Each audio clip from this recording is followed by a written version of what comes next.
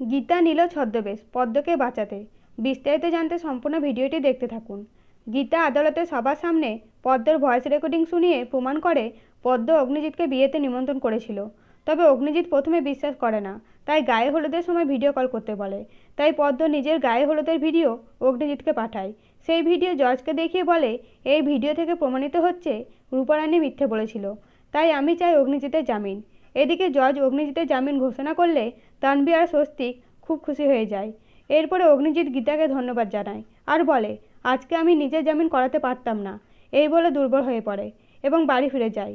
অন্যদিকে পদ্মকে মারার জন্য কিরণকান্তি ভাড়া করা গুন্ডা হাসপাতালে যেয়ে উপস্থিত হয় এবং ওয়ার্ড বয়ের পোশাক পরে পদ্ম রুমে চলে যায়। পদ্মর অক্সিজেন মাস্ক, সিলাইন সব কিছু খুঁড়ে দিয়ে যেই বালিশ চাপা দিয়ে পদ্মকে মারতে যাবে, সেই মুহূর্তে ছোটকা এসে উপস্থিত হয় এবং ওয়ার্ড বয়কে হাতে নাতে ধরে সবাইকে চিৎকার করে ডাকতে শুরু করে। কিন্তু সবাই আসার আগেই ভাড়া করা গুন্ডাটি সেখান থেকে পালিয়ে যায় এবং ডাক্তাররা এসে উপস্থিত হলে ছোটকা পদ্মকে দেখতে বলে এবং একটুর জন্য পদ্মকে বাঁচিয়ে নেয় ছোটকা।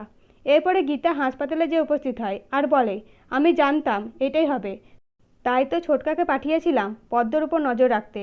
একটু পরে অফিসের পঙ্কজ এসে উপস্থিত হতেই গীতা বলে, অগ্নিজিৎ বাবু তো কোর্টে ছিলেন, তাহলে এখানে পদ্মকে মারার চেষ্টা কে করেছিলেন বলুন তো? তখন অফিসার বলে, এটা তদন্ত সাপেক্ষ। এমনকি গীতা আর অফিসারের মধ্যে দূরত্বের সৃষ্টি হয়। তো এবার যদি গীতা ছদ্মবেশ নেয় পদ্মকে বাঁচাতে, তাহলে কেমন হবে অবশ্যই জানাবেন। ধন্যবাদ।